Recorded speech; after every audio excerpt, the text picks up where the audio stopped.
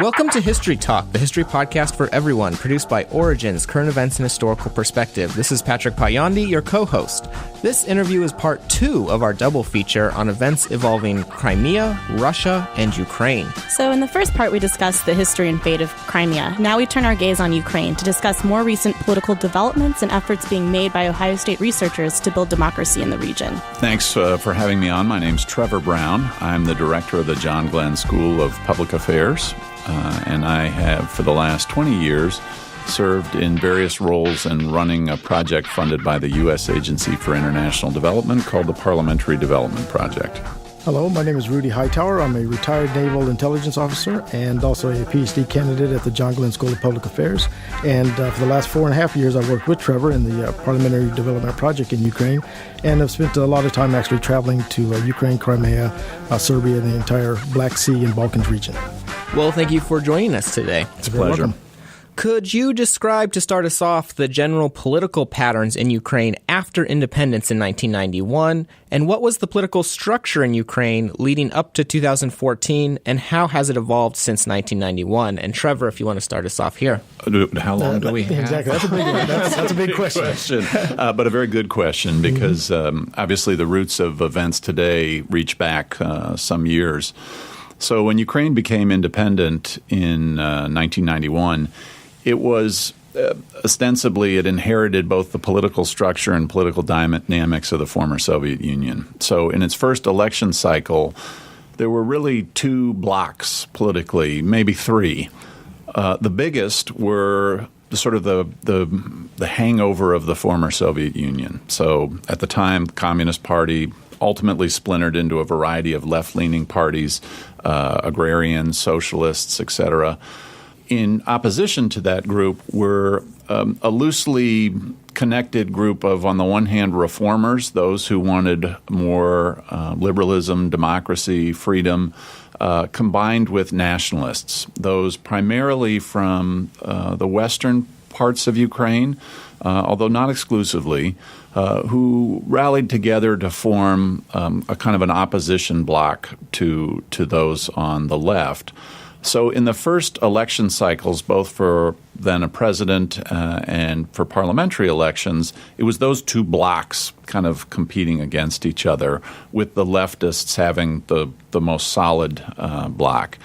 Over time, the leftists diminished. That bloc shrunk and fractured, and initially it was within that kind of left-right cleavage.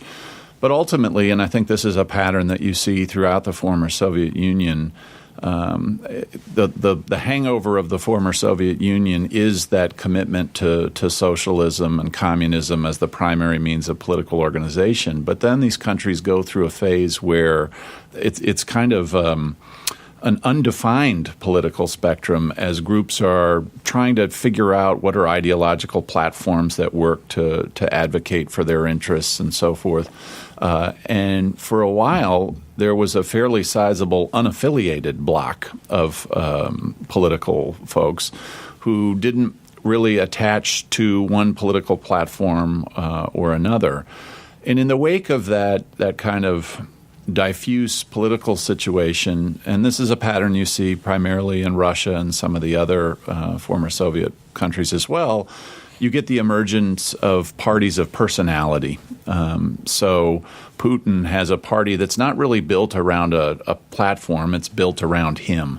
And ultimately, starting in the late 1990s, you saw a similar phenomenon in Ukraine. As the then president, his name was Leonid Kuchma, who was the second president of Ukraine, basically built a party around him. And part of that is structured around access to resources that politicians are able to deliver when you're the president of a former Soviet country, namely in the form of privatization of key assets. He was able to hand out the keys to the castle, and those people became his supporters. So the most recent president, who's since been ousted, Yanukovych, had a similar party around him, named the Party of Regions, which didn't really have a kind of key set of platforms or anything like that, other than a commitment to the current regime. Now, in opposition, you still have those who are more oriented towards a nationalist vision of Ukraine, although they're fairly small. And similarly, there are those who are more traditional kind of liberal reformers that would like to see the expansion of democracy. But you've also seen on the opposition side, because we've now been through multiple political cycles, the emergence of competing kind of personality-based parties. So most recently, the news has reported the release of Yulia Tymoshenko from jail. She's a former prime minister of Ukraine and a very successful political candidate who similarly built a party around her as a personality, formerly called the Yulia Tymoshenko bloc, now referred to often as Butte, and has gone under a variety of different names. But ultimately what it is a party around her. And so moving forward, there's not yet a clean ideological spectrum in the way that we're accustomed to either in the United States or in Europe. Instead, those interests are still forming and they're largely personality-based. Thank you. That's a great bring to the present day. And we actually had a question about Yanukovych and why did the Yanukovych government collapse? Was this a coup that overthrew a democratically elected president, however unpopular, or a popular revolt that reflected the will of the majority of the population? And we'd like Rudy to start with this one. Well, that's a very, very difficult question to ask because it has both yes and no answers. Mm-hmm. So was it a coup? Yes. Was it a coup? No. The actual president did not have to leave. However, he feared for his safety is one of the narratives, but he didn't have to leave the actual country. But what had happened up to that point, after the peaceful part of the Euromaidan, and just as an aside, I just happened to be at Euromaidan in December and took some nice selfie pictures. So if you go to the John Glenn School website, you can see some of the actual selfie pictures of the protests, the barricades, and those kind of things. And when I was walking amongst the protesters, they kept saying over and over that they just want to have a normal life. So they wanted to get rid of corruption. They wanted to change their government. But you have to realize that the actual Euromaidan protests first started because of the people's distaste for the president turning away from the European agreement. However, about 2 weeks into the protest, the whole protest changed because they actually wanted more than just better European integration. They wanted to move into a better system, have, like they said, those normal lives. They wanted to reform their government, change the judiciary, get rid of corruption, and pretty much have a much broader scope. And that was in December, and then it rolled into the violence in January, which increased into the absolute tragedies that you saw on February 18th and 20th, where up to 70 people were actually murdered in the streets, and that led the people in the Euromaidan to expand their protests and actually march upon the government buildings. So the president at the time was like, okay, well, I'm fearing for my safety, I'm going to actually leave. However, there were constant negotiations going back and forth between high-level diplomats in the West, the Ukrainian government, and even the opposition, where they were actually even sitting down and they hammered out some agreements that had step-by-step methods of transferring power, not completely abdicating Viktor Yanukovych's power, but the opposition was able to get some of the conditions that they wanted. The prime minister of Ukraine resigned. There were other things that were put in place. But before the opposition and the government's agreement could really be affected, there was the big violence and all the deaths, and that just generated such a response from the people that they thought they had to do something. But conversely, the president thought that, okay, he and his family were in physical danger, so he actually left to a eastern region and then subsequently left the country. So was it a coup? Yes, Viktor Yanukovych was democratically elected, but like I said, he didn't necessarily have to leave. But if he made that decision that he didn't want to be dragged through the streets like Benito Mussolini, or he thought that may have been a possibility, then you may say that, okay, it was justified in actually leaving. So the tricky thing, and then, like I said, a long answer, which is a non-answer because I can't really answer the question, but was it a coup? It's being used by both sides, both the Russian narrative and the narrative of the West, to support the new government that's in there now, or in Russia's case, the illegitimacy of the new government that's in power in Ukraine. One part of your question was, does this really reflect the will of the people of Ukraine? And a kind of historical reality over the last 20 years is that Ukraine is split.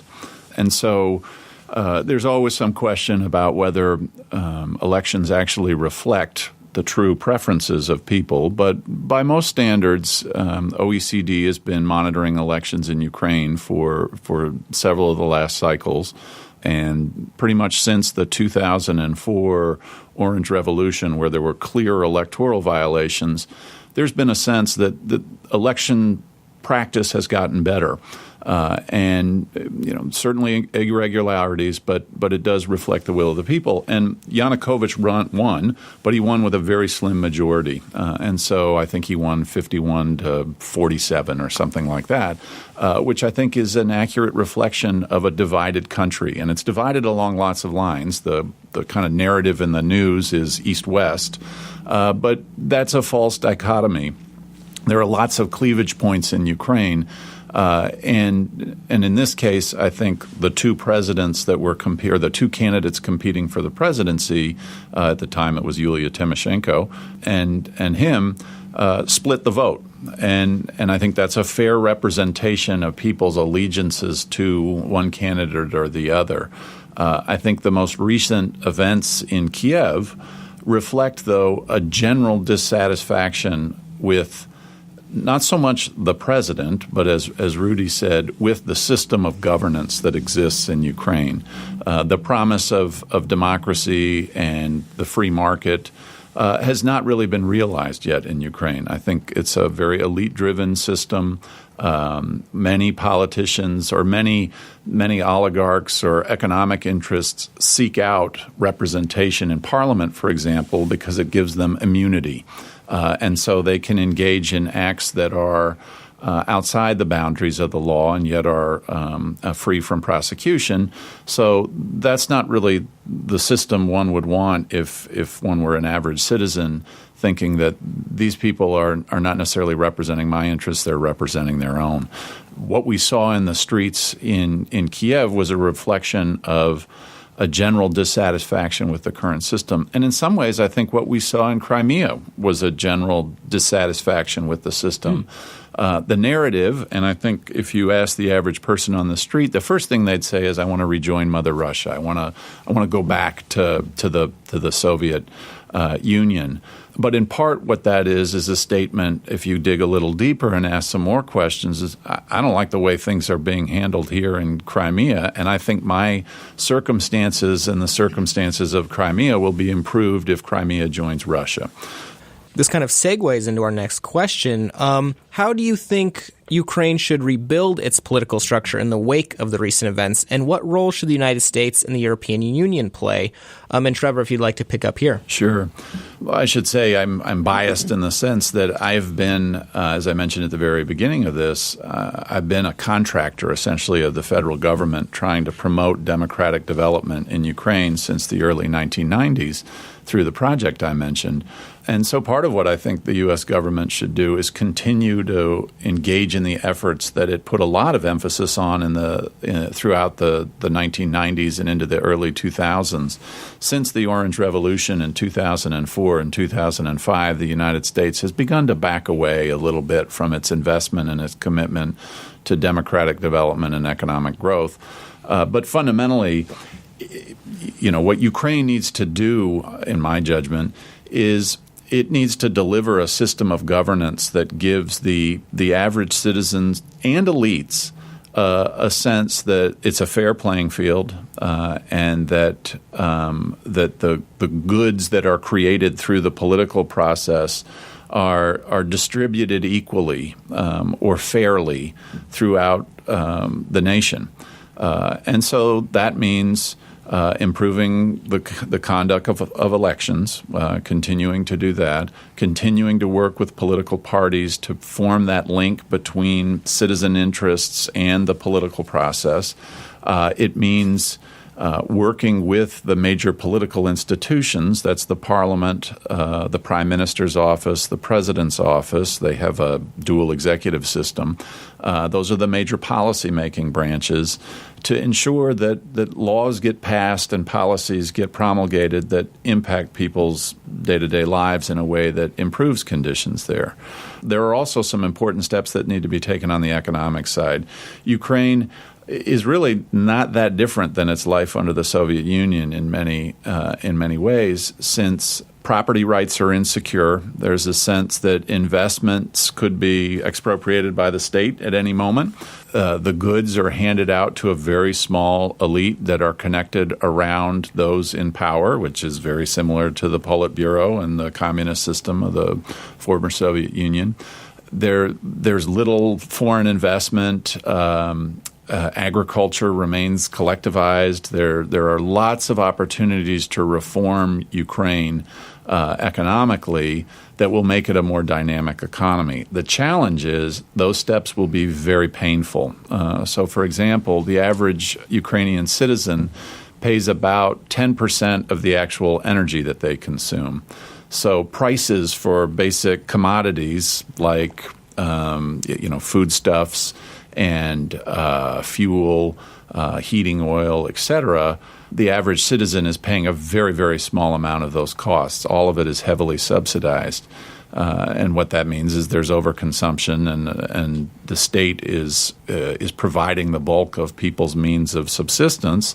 For Ukraine really to transition and open up and create a more free and open economy, you're going to have to extract the role of the state. That's going to be painful because it means people are going to have to pay a bit more for the products that they consume. And similarly, those elites that have been sucking at the trough will have less in the way of kind of protected industrial growth, and so those are areas where the United States and the European Union can play a role in both promoting positive steps there, but also helping to ease some of that pain in providing terms of the loans that you've just seen. The IMF has given $18 billion in financial support to Ukraine, coming through with a more tempered austerity plan for Ukraine and the transition, because the risk is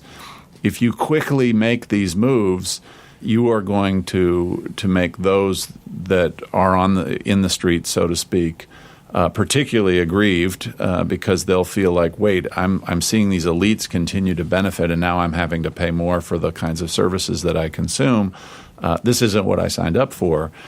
Trying to walk that tightrope is going to be a challenge for the West.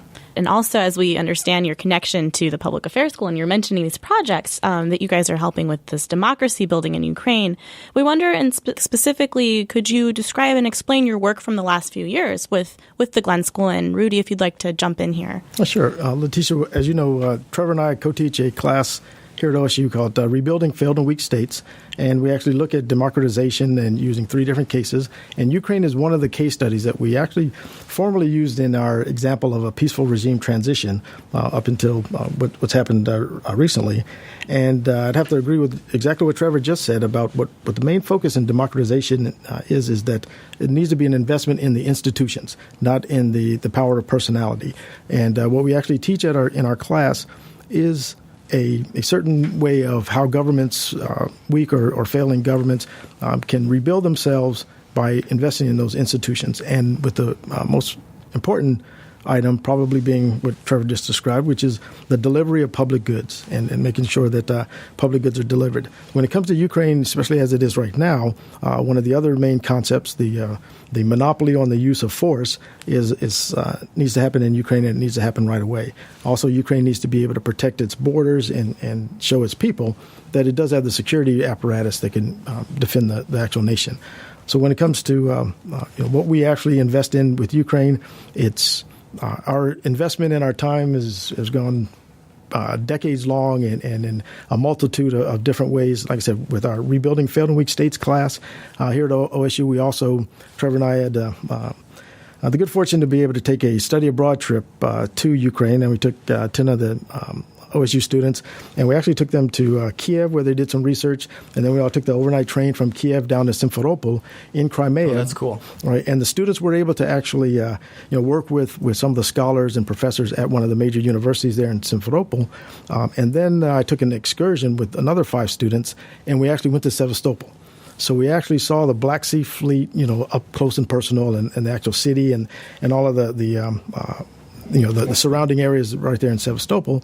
And I'd like to say that, one of the things that we did is we got on one of those Johnny Depp little Pirates of the Caribbean cruise ships, and we did a little tour of the harbor, a little tourist tour of the harbor, and we went right past the exact ships that were all in the news recently, the Black Sea Fleet ships, but then also the Ukrainian Navy ships. And it was just amazing because, the students were pulling out their cameras and their cell phones and taking pictures of the Black Sea Fleet, which was pretty much hard to do as a naval intelligence officer, back in the Cold War days that I served. Right. So it was an incredible experience there. So like I said, we've had classes, we've done study abroad. We had the 20-year project with the Parliamentary Development Project was one of our investments, the long-term investments in Ukraine. And we also have family connections. I mean, my actual ex-wife is from Crimea. So my daughter's maternal grandparents live in one of the cities that were surrounded by some of the unmasked or the masked unidentified gunmen, right? So there's both family connection, personal connections, and then we also teach workshops, policy modeling and simulation workshops at a multitude of Ukrainian universities. So our experience and our connection with Ukraine is pretty extensive here at the Ohio State University. Anything you'd like to add as a last word, Trevor? Events in Ukraine are obviously very, very complicated. And I think the portrayal in the news, as journalists are wont to do, and it's appropriate for them to do, is to try and make complex events accessible to people. Right. But in the midst of that, I think something has been lost, and I appreciate your inquiry here about Ukraine. I think the focus has largely been on the West, the United States versus Russia, and Ukraine is an independent sovereign nation. And we are, given recent discussions, I think about to embark on something that seems much more like the end of World War I or World War II, where Russia and the United States and the West are going to sit down and begin to talk about how to organize Ukraine, because the current proposal from the Russian side is to federalize Ukraine, which, interestingly enough, I think is not such a bad idea.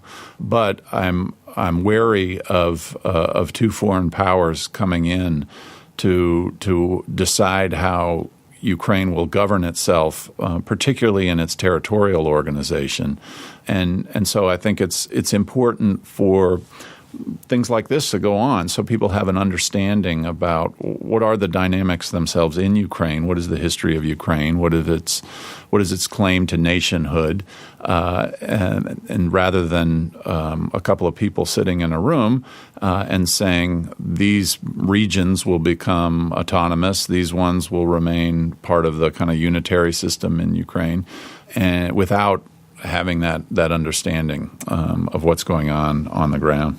Well, we'd like to thank Trevor Brown and Rudy Hightower for joining us today on History Talk. You're very Thanks. welcome. It was a pleasure.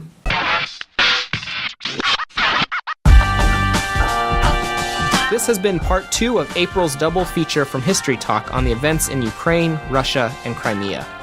This edition of the Origins podcast, History Talk, was brought to you by the Public History Initiative and the Goldberg Center in the History Department at The Ohio State University. Our main editors are Steve Kahn and Nicholas Breifold. Our executive producer is David Staley. Our audio and technical advisor is Paul Kotheimer. Our audio editors and co-hosts are Patrick Potyondy and Leticia Wiggins. Find our podcasts and more at our website, origins.osu.edu, and you can find us on Twitter, Facebook, and Tumblr. Thank you for listening.